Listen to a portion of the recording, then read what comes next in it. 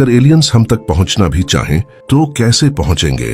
अगर मान ले कि वो लाइट स्पीड से चलने की तकनीक को भी इजाद कर चुके हों, मतलब एक ऐसा यान बना चुके हों जिसका मास 1 ग्राम भी ना हो बल्कि पूरी तरह से जीरो हो, तो फिर वो यान को चलाने वाली एनर्जी का मास जीरो कैसे करेंगे?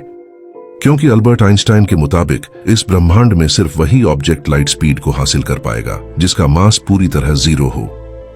मतलब यान में यूज होने वाली एनर्जी तक का मास भी पूरी तरह से जीरो ही होना चाहिए, जबकि एनर्जी और मास तो दोनों एक ही चीज है।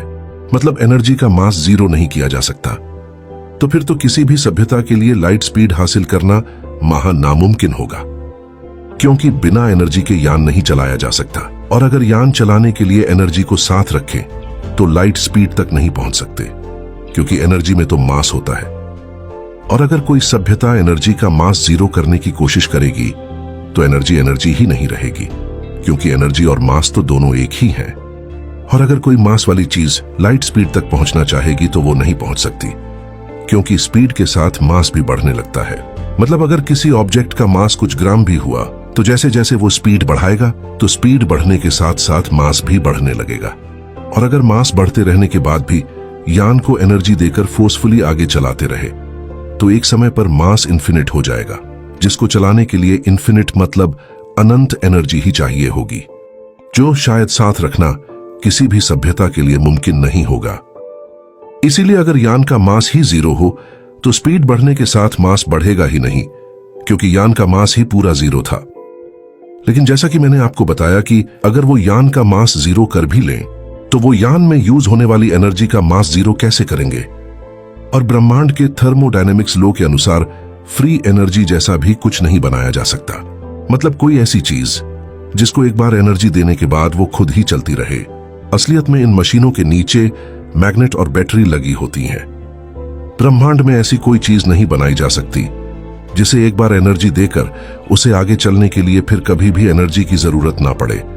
अगर थर्मोडायनेमिक्स का लॉ तोड़कर फ्री एनर्जी जैसा कुछ ब्रह्मांड में बनाया जा सकता तो आज छोटी बड़ी सभी एलियन सभ्यताएं फ्री एनर्जी का इस्तेमाल करके हम तक पहुंच चुकी होती, और तब उन्हें यान का मास जीरो करने की भी जरूरत ना पड़ती, क्योंकि उनके पास फ्री एनर्जी होती जिसे वो मैसिव से मैसिव ऑब्जेक्ट को भी जहां चाहे ले जा सकते थे, और हम मानव भी ऐसा कर पाते। लेकिन अफसोस, फ्री एनर्जी जैसा कुछ नहीं बनाया जा सकता इस ब्रह्मांड में तो नहीं।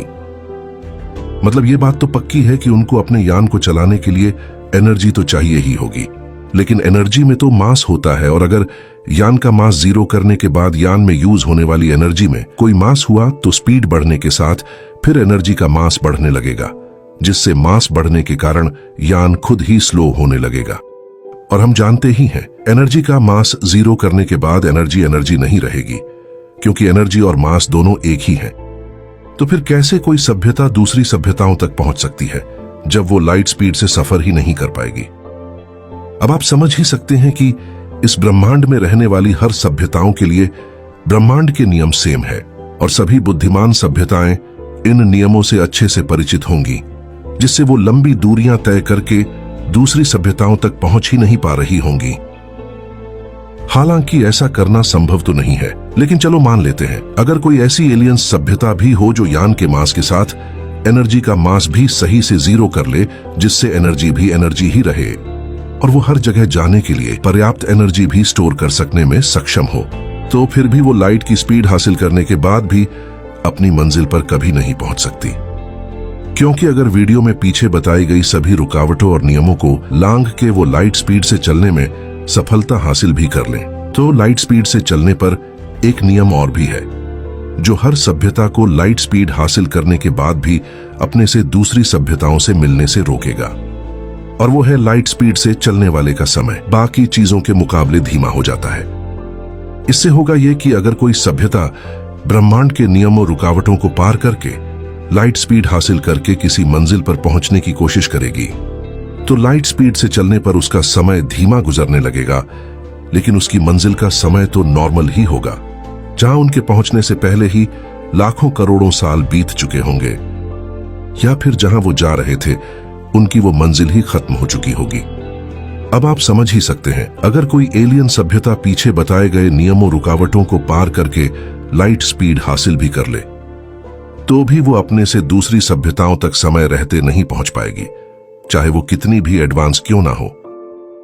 आज इस ब्रह्मांड को बने 14 अरब साल हो चुके हैं, लेकिन आज तक भी कोई परग्रही सभ्यता हम तक ना पहुंच पाई।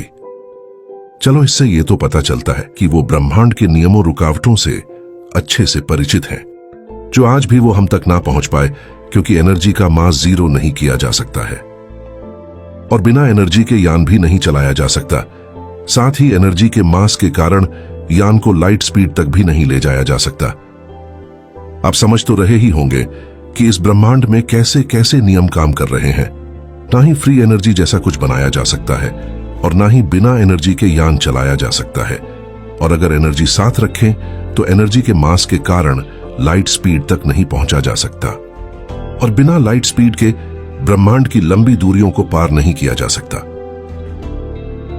और अगर सभी एलियन सभ्यताएं अपनी नॉर्मल स्पीड से ही दूसरे तारों सौरमंडलों तक पहुंचना चाहे तो उन्हें लाखों साल लग सकते हैं। अगर आपको और ऐसी ही वीडियोस देखनी है तो फॉलो और सब्सक्राइब करना मत भूलना।